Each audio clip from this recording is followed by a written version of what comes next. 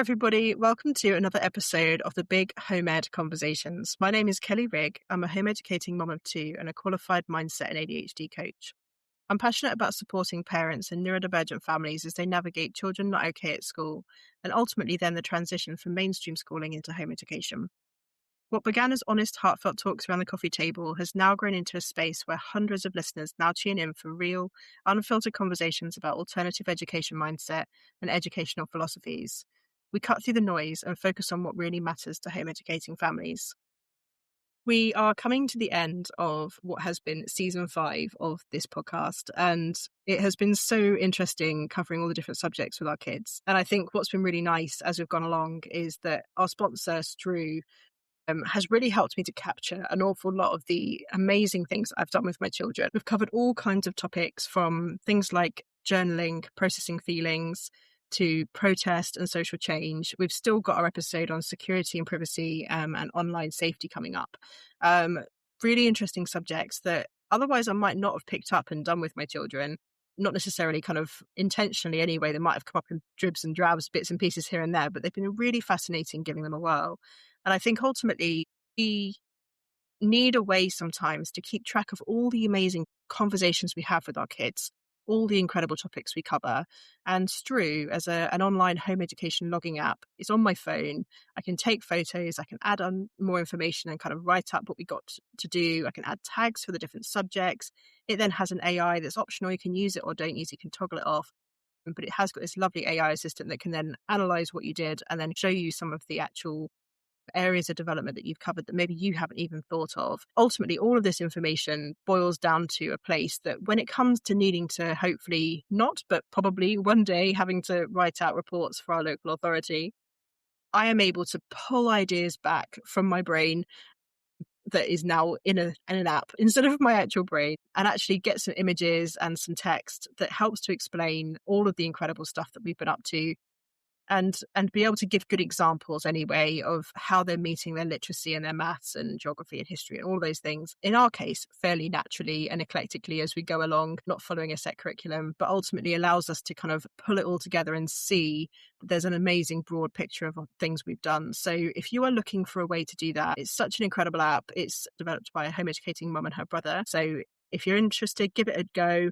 Use our code BIGHOMEED to make sure they know where you came from. Today, I am joined by Dr. Chris Bagley. So this is a great episode and it's a bit of a bonus one. We'll be back with our usual topics for our last episode of the season next week with our security, privacy and online safety episode. But I invited Chris on after speaking with him after a conference we both attended and spoke at.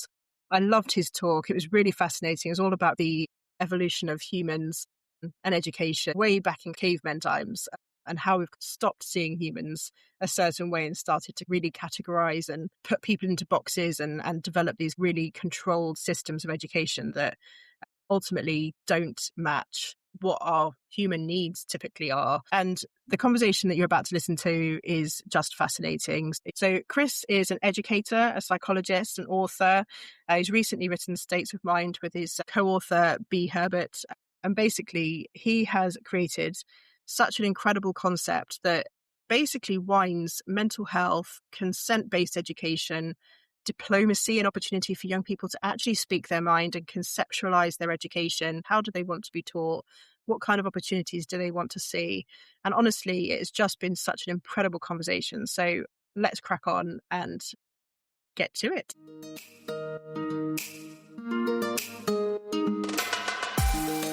Hello, Chris. Thank you so much for coming and joining me today. We are really excited to have you on. We've obviously do the odd bonus episode with different guests and things. And I just really love all the work that you're doing. So do you want to very briefly tell people who you are and the space you're in and what you're up to? And then we can crack on with our conversation today. Yeah, absolutely. Hi, everybody. My name is Chris Bagley. I'm currently an educational psychologist, musician, author. Don't like to pigeon myself into one thing or another. I don't think that's very helpful. And that's maybe something we'll touch on today in terms of how that's mirrored within our society. And in terms of my role now, I'm doing a lot of work with University College London with a social enterprise called States of Mind, which I co-founded with a brilliant woman called Herbert. And essentially what we're trying to do is reconceptualize and actually enact different ways of conceptualizing schooling, mental health, and how human beings, adults and young people, engage with the world in ways that are much more fruitful and involve co-construction and really authentic participation with adults and young people working together. And it's all come really from a career working with young people. Started off as a cricket coach, I used to play a lot of sport, sort of melded myself into the role of a teacher, which didn't feel comfortable to me at any point, to be honest with you, for 5 years, and then decided that I wanted to explore the depths a bit more, was to coin a phrase. Mm.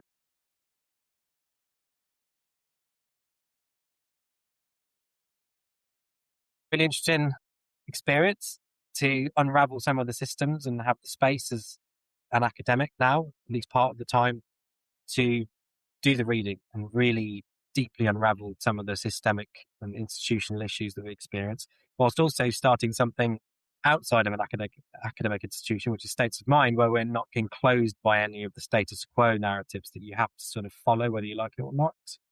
So there's a real freedom at States of Mind that has allowed me and colleagues, and particularly young people, to explore some really interesting topics and to ask difficult questions, speak truth to power, and prod some systemic change. Maybe we can That would get be into that nice, a bit wouldn't later. it? But basically, yeah, it's been a really interesting sort of 12, 13 years. And at the moment, there's lots of really interesting stuff going on. So I feel quite hopeful. Yeah, I feel hopeful too, actually. And I think sometimes I almost feel like I'm a little bit on my own in that.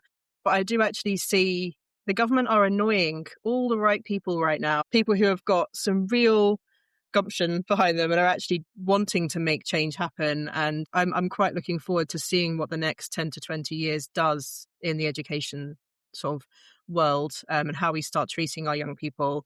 I think we're really, really quickly starting to recognise in mostly the neurodivergence kind of community, home education, alternative educators, there's a lot of us are starting to go, wait, hang on a minute. Why aren't we talking to our young people about how they want to be educated? Why aren't we focusing on core skills and helping them to develop themselves as their own individual person and their own individual abilities over our agenda and what we think that they should be doing when we're basing our knowledge on the current day and what we've had to live through. And actually, that's significantly in the past. I was having a conversation with someone yesterday in a waiting room somewhere. He's a guy who's been in technology and computing his entire life. He's in his 70s now. And he's like, when he was younger, computers took up a whole room. And now my Apple Watch has more computing technology than that. And he said, sometimes it's just insane how much has changed, but yet we stay stuck doing things the same old way. A lot of which has obviously been put into law and is actually kind of set kind of policies and standards now that have to then be challenged in order for them to be reconsidered and changed. As you say, a lot of these institutions, even if they want to do things differently, they're not allowed. They have to do things the way they're supposed to do things. And even if they don't agree with it, and obviously we're seeing an absolutely cataclysmic amount of teachers leaving the profession every single year, which tells us an awful lot. And I think it's a shame that the government aren't listening to that and paying attention to some of these root causes. But yeah, I think a lot of the work you're doing sounds really interesting. And I'm definitely very well aligned with the concept of actually listening to our young people. And as a child-led kind of eclectic home educator, I kind of try to follow what they want to do over anything else. It is very important to me to hear them and to know what they think is important to learn about. Yeah, indeed. And the States of Mind were allergic to constructs like pupil voice or youth engagement, because immediately then what you have is a sort of fake listening exercise where young people are plonked in a room for a certain period of time or asked to fill in a questionnaire of some description. And to me, it's akin to an abusive relationship, what comes out of that. So if your partner and you are having a tricky time and your partner says to you, okay, I really want to listen to you. I really want to take in your advice, your thoughts, your insights about how this relationship should continue and evolve. And you gut yourself, you say all the things that are on your mind. It's difficult, it's emotional. You are vulnerable in doing that. And then your partner leaves the house and goes, right, I've really listened to you there. And then they go to work and they come back and everything's the same. Nothing's changed. There's been no evolution at all. That would be seen as very problematic. But that's what we do to children all the time. And the school system has very little wriggle room or permissive capacity, or to put it that way, to do anything other than those fake listening exercises. And when we work with young people and we ask them, for example, about when you've had an opportunity to consent in a school climate, or when you've had an opportunity to exert your agency, you get these very tense, very awkward, and emotionally challenging silences. Mm-hmm. And they start to realize that they've never consented. They haven't had any choice over what they learn, when they learn, how they learn, who they learn with, how that learning is evaluated, etc. But because they're so conditioned by the system in which they live, it's like akin to an abusive partner who makes that person think that it's their fault, that the relationship isn't going well, and they pretend to listen, and when they come back, nothing changes. So it's a very problematic relationship you often find between schools and young people. And this isn't because teachers are evil people. Teachers generally, and I used to be a teacher, lots of my friends are teachers, my mum was a Senko. They want to help, they want to support young people, they want to help them to thrive and flourish. But when the institutions are so deeply entrenched over, I would argue, thousands of years, it's very difficult for educators to not use those pupil voice youth engagement approaches whereby listening isn't authentic and it isn't participatory. And hence what you get is young people harmed by the process of fake listening rather than empowered. So it's actually worse. Is that the way the young people communicate it to us? They say they would rather just the system be honest and say, we don't care what you think, we can't listen to you, it's not permitted, than to go, yes, we are going to listen to you and we are going to take your agency into account and we are going to try and lean into your interests and aspirations, because that's just false. It's masquerading. And teachers know this as well. You speak to teachers who are doing these listening exercises, and some of them will drink the Kool-Aid, which makes sense, right? To get through the day, you might have to convince yourself that this is a really helpful participatory exercise, but it isn't. And if you speak to any young person about how much control they've perceived over what happens to them, and I use the word happens to them deliberately there, they'll tell you that they don't have any. And that particularly disturbs us when we started doing our work at States of Mind, and we essentially did what we thought was a really legitimate listening exercise with hundreds of young people in the South London borough. And the way we did it was sitting down and just starting with, how are you? And letting them talk. And then we built States of Mind on the back of that, essentially. So we went, okay, what are these young people saying that they want? And when they started to express to us what they wanted and how they wanted mental health care and education to evolve, then we started thinking about what that could look like in practice and started trying to seek support and buy-in from some really brave and courageous senior teachers who are willing to take a risk and let us come in and work in a very different way. Yeah.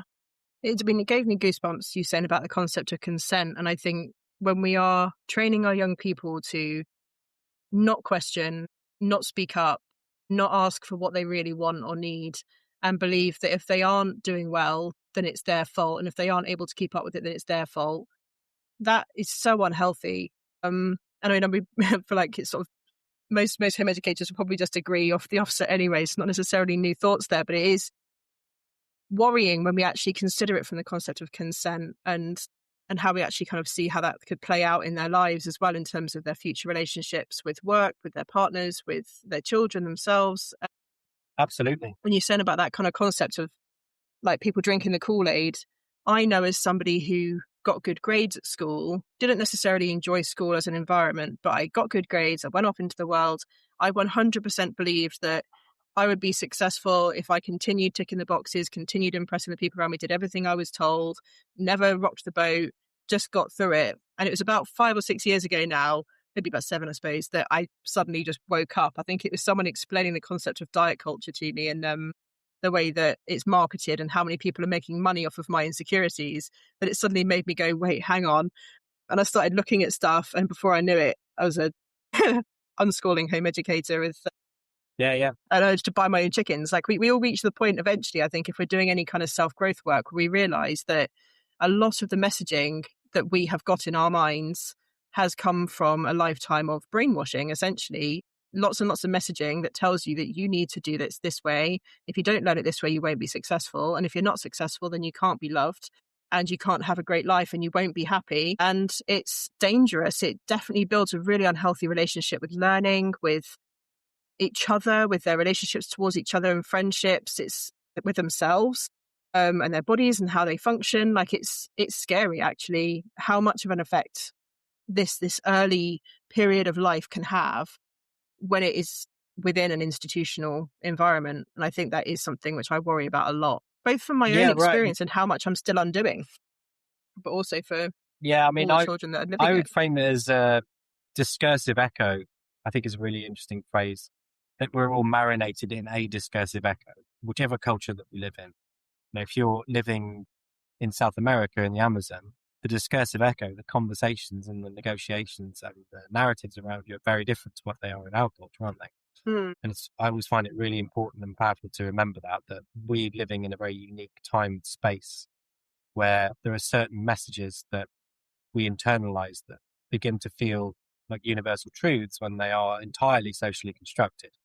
Yes. So, the idea that what education should mean is standards, competing, strict accountability, and punitive behavior policing for people who don't follow the rules. Those tenets, they're social constructions, aren't they?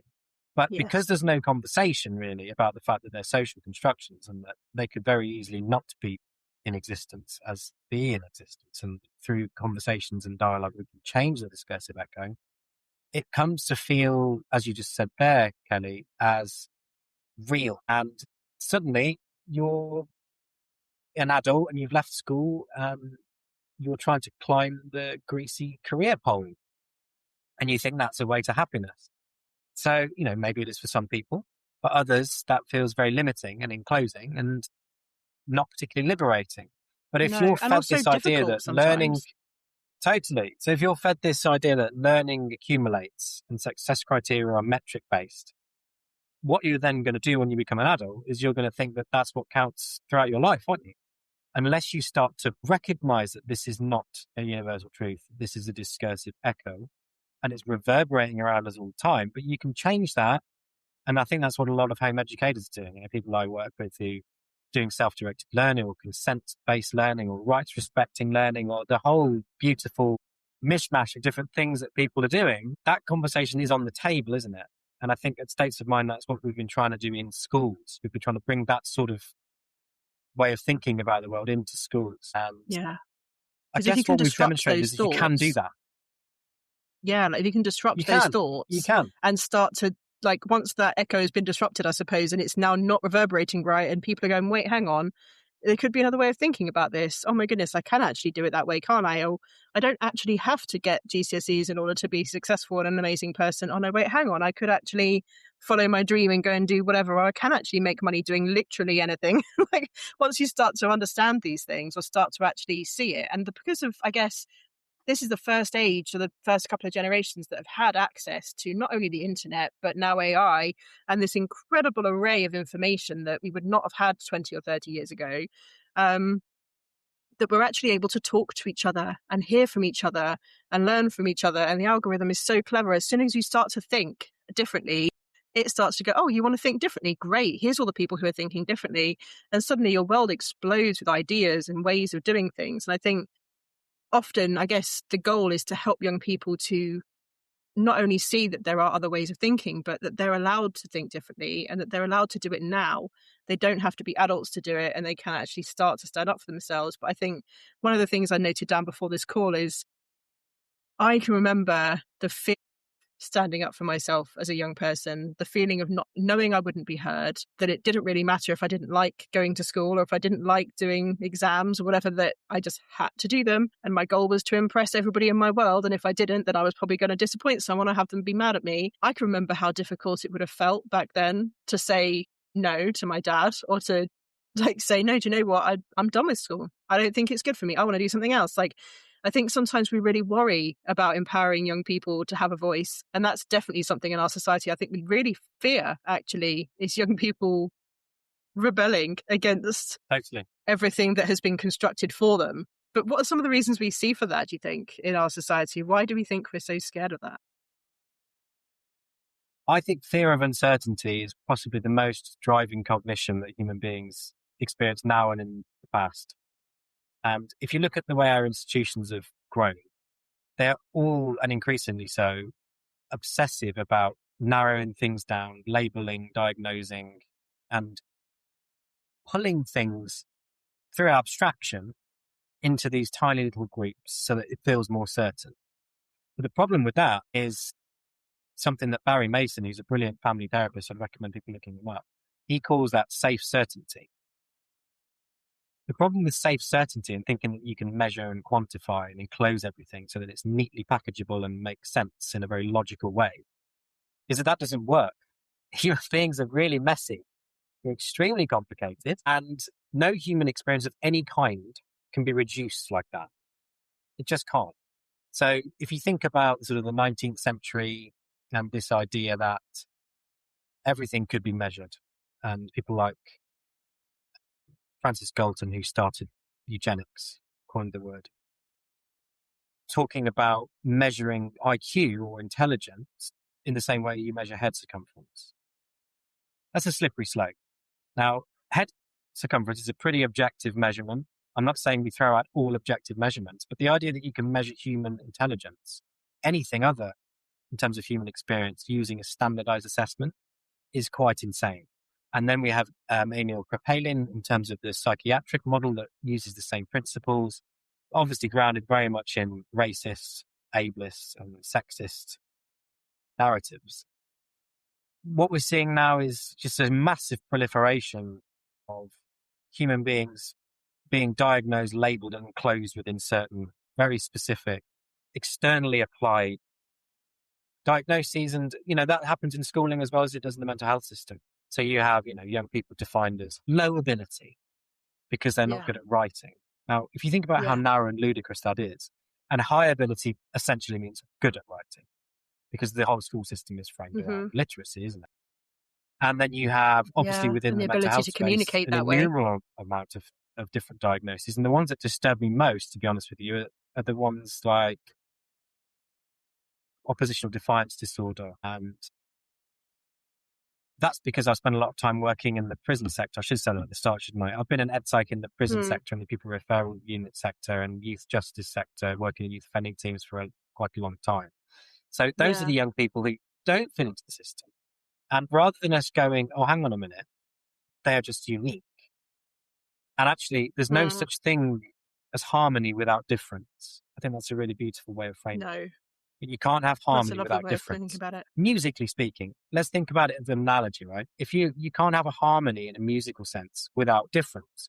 The reason it's so beautiful is you might have 5 people singing differently. And society is like that as well. Without difference, there's no harmony. Without difference, there's no beauty. But what we've done is we've created, and we're all complicit in this to a greater or lesser extent, a society whereby there's a very specific version of normal that's being pushed and internalized through our own conditioning. And then that idea that the uniqueness and the difference are pathologies, illnesses or abnormalities has become the way we're thinking. And I think that is devastating. And the last thing I'll say on that is what it's leading to, I think, is what Sami Tamimi calls people being framed as a failed version of normal. Yes. And that's a very disturbing way of framing it. But that's what I see a lot of. I see a lot of young people who are wonderful. Yeah. Bonkers, messy, convoluted, weird and wonderful. But if they step outside of what is conceived by this absurd and completely made up version of normal, suddenly they have a pathology and we need to start labeling them as having an abnormality or a disorder. And it's very dark. It's a real darkness at the root of our institutions. Yeah. I think there's something which actually I found myself puzzling on a lot recently is this kind of concept of the amount of people, it's reckoned as what was it, like 1 in 3 people or something are autistic or something, and by 2050 it'll be 1 in 2 or something. I was like, are we just starting to understand that there is no normal, that the neurotypical image that we have created is actually a complete falsity? Nobody can ever achieve it because it doesn't exist. And actually, so many of us have said, like, I can't remember the last time I met anybody who wasn't neurodivergent. I'm confused. Like, it just like, it feels like everybody I speak to, because once you've realized that you have ADHD or whatever, or you are ADHD, and it's difficult with ADHD because it doesn't work perfectly in English language, but the concept of being diagnosed as ADHD, I feel like I can spot someone who is ADHD now within seconds of meeting them. I can usually call it actually within a few minutes of having a conversation with someone. And often then they'll go on to say that they are. And I'll be like, knew it. I just knew it. And I don't know why I just know it, but I do now. I can sense it.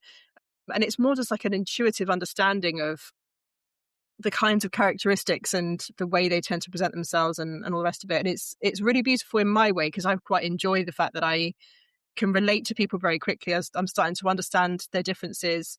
I don't find it jarring or difficult. I don't find it rude if people are more direct, or if they can't look at you, or whatever the case may be. Like, none of these things bother me in the same way as they might have done 20 years ago, and I had no idea what I was looking at and talking to people about. And it would have felt strange if anybody was different in any way. And I love the fact that my community now is so vibrant and rich of different people, because it teaches me a lot. It helps me to recognize so much in how I behave and how I might parent and talk to my children and how I might engage with the community around me.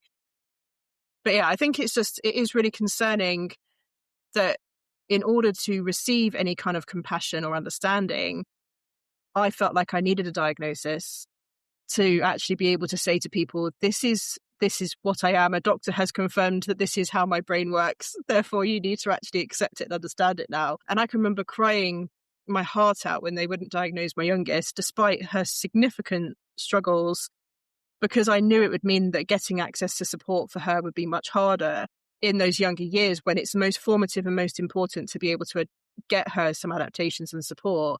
And obviously they're very lucky that they're home educated, in the sense that I can provide entirely one-to-one designed life for them.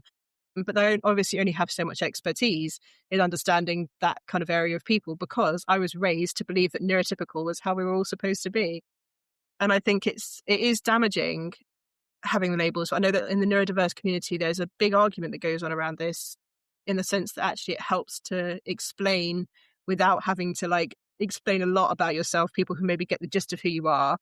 But in the same vein, we shouldn't need that in order to be able to be compassionate to one another, or to accept one another, or to be able to actually understand that they're just a person. Like, why do we need to be segmented, as you say, and put in a box to then be understood and accepted for who we are? It's such a confusing thing, isn't it, I think, for people when they're just trying to understand how to present themselves in the world, and step outside of the realms of what we've been told we should be, and actually be accepted in some way. It's a difficult one, isn't it? Well, it is in our society as it stands. It's very, very difficult, and I would obviously argue, and I think you probably agree with this, that all we have is neurodiversity. There's no such thing as a typical person. That is a completely scientifically illiterate, ludicrous conception. The idea that there's a typical person and then a diverse person. We're all different. Yeah. And I think the thing that's most disturbing, just drawing on what you said there, to me when I work with young people, is there are very specific discriminatory elements to this, which I find a lot, and some listeners will be aware of, but some maybe not. So working in the youth justice sector a lot, what I notice is young people who've experienced a lot of trauma, a lot of either neglect or physical abuse or other types of hardship, will often present as being hypervigilant. They'll often find it very difficult. Many of them are living in care or have lived in care, foster homes, etc. There's an enormous correlation between young people who are incarcerated and having those profiles. And they now, have pretty much 100% of the time, have a diagnosis of ADHD. So that's one problem for me, because first of all, the evidence that ADHD exists in the brain is extremely problematic. The evidence is very weak that it exists in the brain, and they get told there's something wrong with their brain, which immediately means that the environmental structures around them are not being considered. And that young person then grows up, in my experience of working with them, with a self-fulfilling prophecy that they just play out, which is, there's something wrong with my brain that isn't fixable. I'm messed up. there's something really disordered deeply about me that is never going to be able to change. And no matter what happens, that's it. That is very concerning. And you get that also with conduct disorder, oppositional defiance disorder. And those two, the latter ones there, they're basically psychiatric nonsense to explain when young people refuse to conform for whatever reason.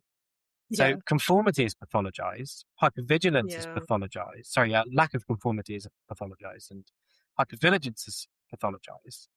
And those are the more extreme cases. But then you have a lot of other cases that I see with teens who are much more able to access what we call academic learning materials and go to university and things like that, who are now experiencing an enormous proliferation in seeking ADHD diagnosis as well.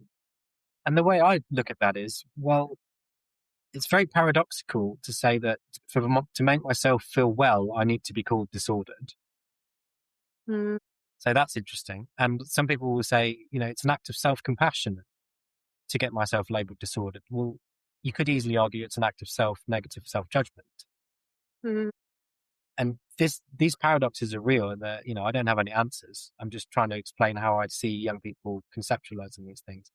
And the way I perceive it is we live in a society where difference is so occluded, it's so blocked, that the conversation now has become so psychiatrized. And what, again, Tammy Tamimi calls the McDonald'sization of the medical world, and the selling of various different psychotropic drugs to people based on spurious claims that it actually treats things in the brain, which they don't. No. That we've now got this gigantic proliferation of young people desperately seeking self-identification or just doing that individually. For me, it's a symptom of our society. We're not looking at the environmental strictures around young people and the difficulties that they're experiencing that are unique to their generation. So I can give you 5 of the young people I've been working with over the last 10, 15 years. Climate anxiety. They've been born into a world that they're told is going to end. Yeah. That's terrifying. I feel like I'm going to feel very seen in the next few minutes.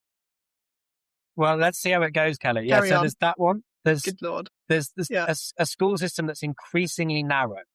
So there are very few vocational options now. Young people are having to do A-levels till 18, even when they're really not academic at all. And there's very few options available to young people who are not academically interested or aspiring or able. Yeah. That's a big problem. And there's huge judgment around taking vocational routes as well. And if people decide they don't want to participate in that, then actually they get deemed as stupid or incapable or unintelligent. Indeed. And that's absolutely diabolical, in my opinion. Yeah. And lacking motivation and this stuff. And then there's other ones like, because of the nature of our economic system, I meet teens now who already know that university's not going to get them anything. And yet the things they know that they need to study, for example, you called it out earlier, studying AI, studying the online world, understanding surveillance capitalism. How is their data being extracted? Who's using it? What are they using it for? How can I make a living online? Because that's where everything's going. I want to be a YouTuber. Okay, fine. Being online is a new form of cosmopolitanism. It's not nerdy anymore. It's cool. None of that is allowed. So we now have a paper called from Impetus came out recently, which you might have seen, where young people are now starting to look at schooling as a choice rather than necessity. And some of them are just opting to go in for bits and not others. That's where we're heading. And there's others as well, like because of the way that this is all evolving, the way that schools are having to manage things because they can see it's not working, because the teachers are not coping, is that they're getting more and more and more punitive. And the Mossbourne Academy, which you'll be aware of, was particularly horrific. But I've worked in schools that are pretty similar, actually, in terms of having that, what might be called hideously, might be warm, strict approaches, or using SLANT, Doug Limov's work, sit, listen, answer, nod, track the teacher. These are very normalized practices in schools. And there are many other factors, Kelly, that we talk about. But if you put that all together, that's a pretty toxic combination of reasons that young people don't have time, space, or permission to think about. So, of course, they're going to turn the gun on themselves and go, the reason I'm distressed is because there's something wrong with me. And that's what I'm seeing more and more. Even in my career, I'm only 44. I'm not that old. I've only been an EP for 12 years and I've seen that change. So now young people are going, okay. And one young person said to me recently, and then he wrote an article about it in a newspaper, that the reason he struggled at school is because he wasn't told he was disordered young enough. And I remember speaking to him about that and thinking, you are a very interesting, very charismatic young person with a lot to offer. And the school system has told you that you are low in worth over and over again for years, to the point now where the only explanation you have for why you're distressed or were distressed, particularly as a teen, is that there's something wrong with your brain. And that makes me feel very upset, actually, because it's just completely inaccurate. And I think this kind of accepting, the kind of concept of building a world that is more accepting of neurodivergence as a concept that we are all a part of, that everybody is different, that every human requires compassion, every human might need you to explain things a different way, every human may need to be able to move or fidget, or may need to be able to access that education with a book or a video or a live lesson or in some other way. Like, I say this to people a lot, that the concept isn't often about saying I am broken or I'm not capable. It's actually that you've been taught to try and operate and to often punish yourself to achieve the things that you want to try and achieve. And that all the while we're doing that and doing it for the extrinsic motivations, for the benefit of other people's expectations of you, a lot of that is all rooted in this concept of, as you say, being broken, being wrong, being disordered or disabled. Like I really struggle with the concept of accepting the fact that I would be considered disabled now, because I'm not disabled. And in many, many, many ways, I am perfectly capable and extremely ambitious, etc. I do struggle. There are elements of this world that I massively struggle with, but I don't necessarily see that. I definitely don't see it as a me problem. I do definitely see it as a societal expectations is so wrong and really does need to shift. And the best way I can see of doing that is to be as authentic as I can, and to just show up and be super positive about it and encourage people to do the same. And hopefully eventually it will start to shift in the right direction. But I completely agree with you that like that disillusionment in the institution that the kids must be feeling, like we're getting mad at them for not wanting to participate. Absolutely. And they are so disillusioned. They cannot see what the point of them being there is at this point. Like I was saying just the other day about how our kids don't fake being sick because there's no need for them to fake being sick. They're like, if they're sick, they're gutted because it means that they can't participate in the fun stuff that we had planned to do for our learning. And equally, like when we'll talk about how you extrapolate that out into their adult life and how that might show up, is the fact that hopefully they'll choose a job that they genuinely enjoy and find pleasure in doing and are super passionate about doing it. And so actually they will also be mad when they're sick because they can't go to that job, because they need to actually take a break and rest. Like hopefully that will kind of follow on with that kind of, actually it's good to rest when you're poorly, but actually I wish that I wasn't. So there's like a lot of kids, the things that I definitely felt as a kid, that I was like, you definitely pretend to be sick when you just didn't want to go to your maths test or whatever. You don't see that in home ed community, which is lovely. You see kids that are genuinely fully engaged and wanting to be a part of it. And so that sort of disillusionment in education hopefully isn't as much of a thing. But yeah, I found myself, as you know, like climate anxiety, fear of things not being what we hope they're going to be in 20 years' time, knowing that university probably won't get us anywhere. I mean, I definitely had all of that. I mean, that was what's actually really quite scary is that, I mean, I'm 37, so I would have been finishing school approximately 20 years ago. And that, I mean, that's scary enough in itself, and there's no need to think about that number for too long. But the idea there is that obviously if I was thinking about that kind of stuff 20 years ago, then systemically we have got a serious problem that has been growing for, we know, much longer than that. I mean, I did a talk, both me and Chris met at the same conference. So I was doing a talk myself on the concept of how our school systems have changed and were created. And the point of them initially was obviously the getting people to behave, getting them to follow authority, that they had chaos, that people were like thousands and thousands of people moving to cities. Cities were being run terribly. People were angry. They were starting to stand up for themselves. They needed everybody to just behave themselves and get on board. The best way to do that was to educate en masse. It makes sense. Like religious deference, all of it, like it all comes down to the concept of get everybody towing the party line and nothing bad will happen. And I can understand to some degree that we have operated in our kind of human society in this kind of idea that control is the way that we achieve peace and tranquility. that if everybody knows the rules and everybody behaves how they're expected to behave, then we have a society that works. But actually, when we look back further in history, and obviously your talk was really fascinating at that conference about kind of the concept of like cavemen and the way that they would have been operating, is actually when we look back at the idea of allowing people to be individual, to develop their own ideas and understandings, the innovation and general broad educational knowledge that humans have developed because of individual passion and drive and interest. We see comments from the government around kids turning up at school not ready to learn at age 4 because they can't sit at a table for several hours a day and be okay about it. And I couldn't help but comment on that particular post by our lovely Department of Education, saying, if you can't get a 4-year-old to learn, that says a lot more about your school than it does about a 4-year-old. Because honestly, my current 4-year-old at the time, could you stop her learning? Could you? Heck, oh my goodness. Would she go to sleep? No, she still had more questions to go through before she could fall asleep. These kids are just so switched on. They are paying attention. They want to know everything.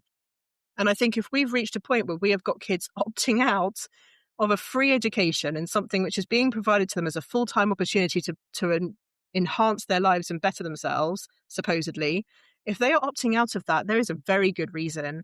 And it's really distressing me that actually we are seeing it get worse and worse and worse. And now obviously we're seeing this sort of the social media banning and the banning of phones at school and the forever restriction, control, behave, more and more punitive measures, as you say, to kind of get kids to just do as they're told.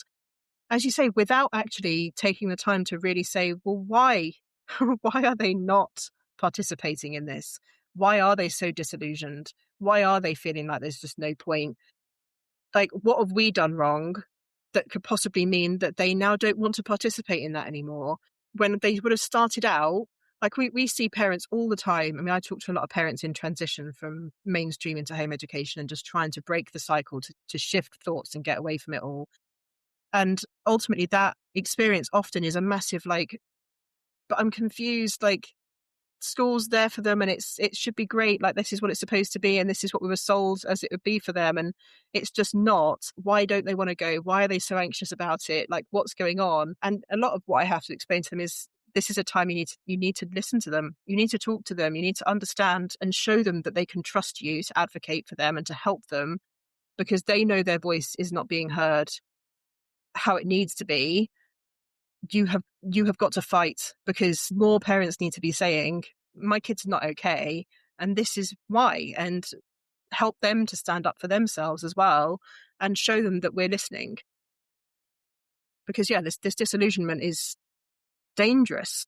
Like, it's potentially stopping generations of our young people being able to meet the potential that they would have had and make the incredible shifts and changes that humanity clearly needs in this juncture. Like, we grow and develop all the time, but yet we're stopping them from using their own imagination and helping it to go to the next place. And so many of them are so passionate about the environment and the climate and animals and deforestation and all of it. Like, my two are just horrified by some of the things that have happened in this world and want to do something about it. And I encourage them to do whatever they can. Like, we can go to protests or we can write letters, we can do things. But yeah, it still feels difficult to actually help them to feel heard. Yeah, it does. And that's one of the main reasons States of Mind took the approach that we did, which is starting with a 1-year-long listening exercise to try and find out what teenagers are saying. By the time they get to 16, 17, you've just talked about what happens age 4. You have young people who are being expected to learn in completely developmentally bizarre ways, sitting still on tables when they should be exploring. By the time they get to 17, they don't know how to do that anymore. And we have to start sessions with a lot of silences and awkwardness. So if we go on with a session, for example, of a project called Breaking the Silence, which we launched because we realized that young people had never been asked about their understanding of school evaluation, really.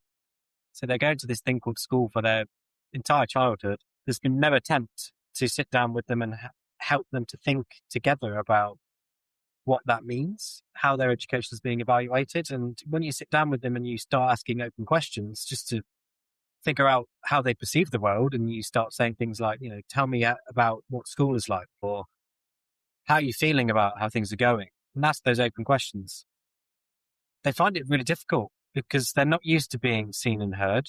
Their voice isn't used to mattering, really. There are teachers, of course, who move heaven and earth to really try and support the belongingness of their students.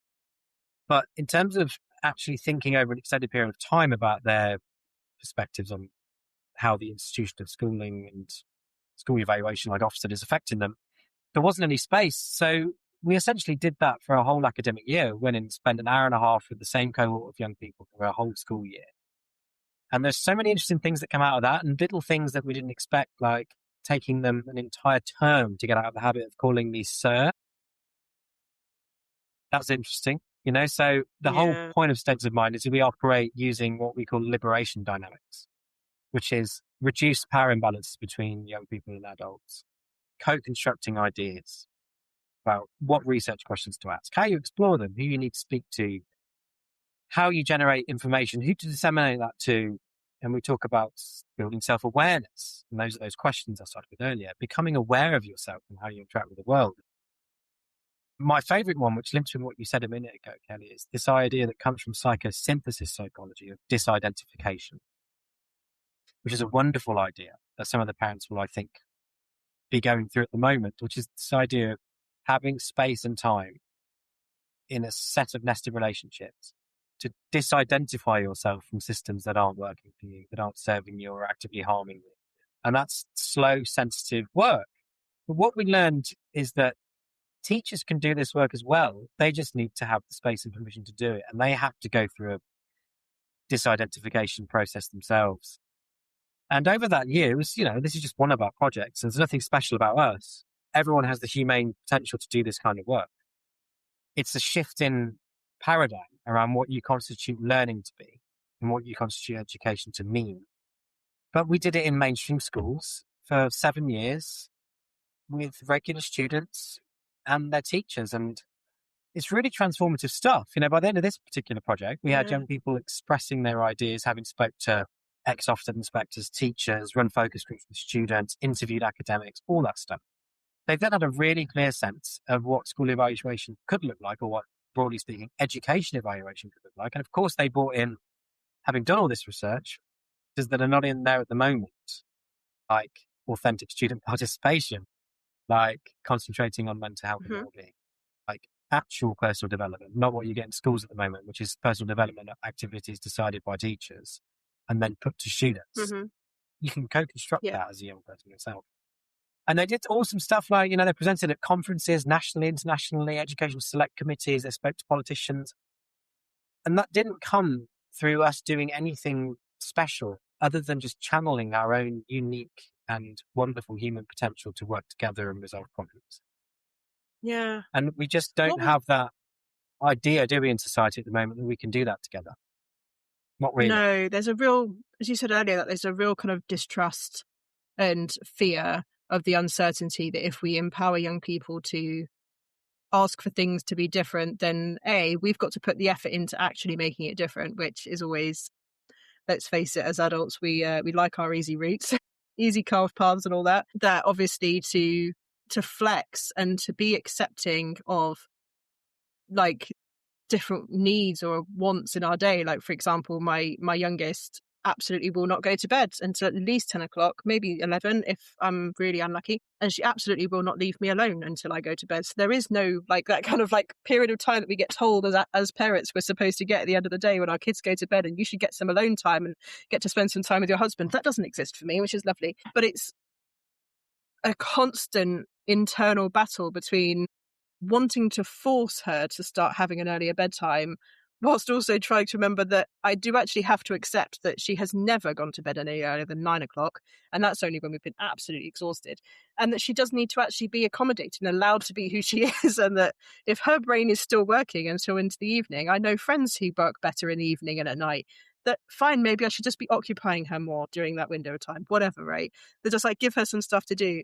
But it's trying to actually understand that it is okay for them to not operate within the strict rules and expectations that we have of children, that she does say no to me an awful lot. And for the most part, it is met now with me looking at the ceiling and being like, take a breath, just, it's okay, can we find a way to compromise, tiny lady? Like, is there a way to move forward? And so anyway, there's a lot of kind of these conversations going on. It's like, I understand that we fear children being kind of underdeveloped, not having the same cognitive understanding as us, not being able to properly analyze all the data and be aware of all the things. They're naive. They don't understand like the stuff like the real world that we know and the hardships that they're going to have to face. So they've got to toughen up and all this nonsense. And I disagree with so much of it, because actually when I do the kind of very self-led, like child-led kind of education with my children, the subjects they choose and the questions they ask, and they'll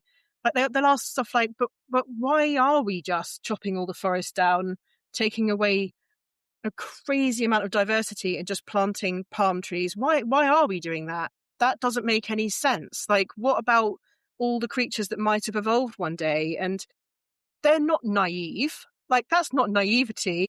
That's them saying this doesn't make sense. And they're right. It doesn't. And we know this. And yet the governments are still not stopping it. Like, it's like, actually, they are not the ones who are naive, really. And I think we need to start definitely shifting this awareness and actually remembering that they are fully formed human beings. And whilst they might, yes, need more information or need an opportunity to grow into an understanding around that subject and to see all the different possible reasons why that's happening and to come up with solutions that actually could fundamentally work, compromises we can make, and etc., they are capable of that. And from a much younger age than we give them respect for being able to do it.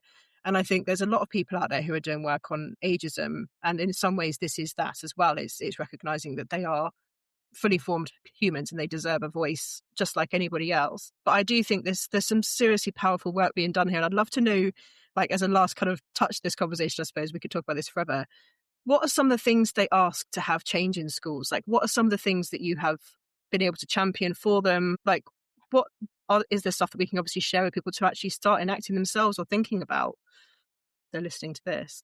Yeah, well, I mean, we published the book with the aim of, at least for some people, demonstrating that you can do this work in a regular school with regular school time. You don't need to completely reinvent the wheel, and you don't need a revolution where we smash everything to pieces and start again, because we don't live in that world, do we? People have to have jobs at the moment. We've got to there evolve are gradually. ideas like universal basic income and universal basic services and other ideas that are being trialed and shown to actually work pretty well, which might remove the need for us all to have jobs that are creating consumer products we don't need, etc., etc. But at the moment, we don't live in that world. So we do need spaces for young people to go. And I guess the things that they're inquiring about and what they want, there's probably about 4 or 5 things. There's more, obviously, Kenny, but I don't want to take the mickey and go on all day.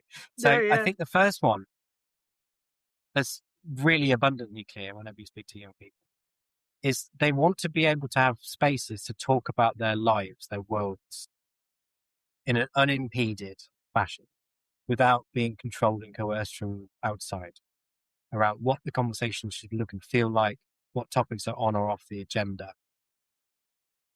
And that's the only way they perceive, and certainly I would agree with this, that you can grow as a human being and you can begin to understand complex issues and know how to solve them together. One of our projects is called Selfology, which came specifically out of that real strong desire, which is completely and utterly grounded in science, right? You look at any scientific theory around self-efficacy, agency, belonging, self-determination. They all will say that you need to do things that make you feel intelligent, competent, and valuable in spaces of deep connection with others. And that includes talking about really difficult issues. They felt that talking about their mental health, for example, and this is a big problem with our system worldwide, broadly, is something you do in an external clinic with someone you've never met before who's a psychologist. We've completely flipped that on its head based on what the young people wanted, and just the general sense of what I guess we used to be able to do as a society in previous generations when we didn't have these professionals, is you'd sit down together, and we used to have various rituals, festivals, different ways of coming together to resolve our problems, to work through difficult challenges we're experiencing emotionally. We don't really have that now. We have a very much externalized approach to mental health and wellbeing care where professionals do that job. And we don't think that needs to be the case. We think that people absolutely have the capacity to do that themselves with people who love, care, and know them. So that's It's a bit one like big thing. grief. Like one thing that comes to my mind there is grief. It's like when someone dies, the concept of a funeral is almost just a little bit kind of like almost ritualistic now. You It's a go, good you have a example. funeral, you have a quick chat, but actually then that person goes away and they're suddenly alone again.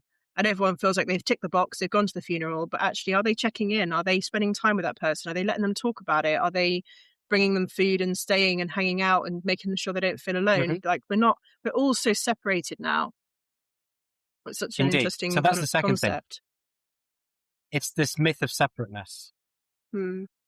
that everything and everyone is separate from everything else. And they didn't use these words directly, but the way I read what they were saying, and when we did the work over the years and we went deeper into this, it became clear that this is what they were getting at, is this idea that we are not all deeply connected to one another, and that includes ourselves, human beings, animals, and the planet, is causing untold harm.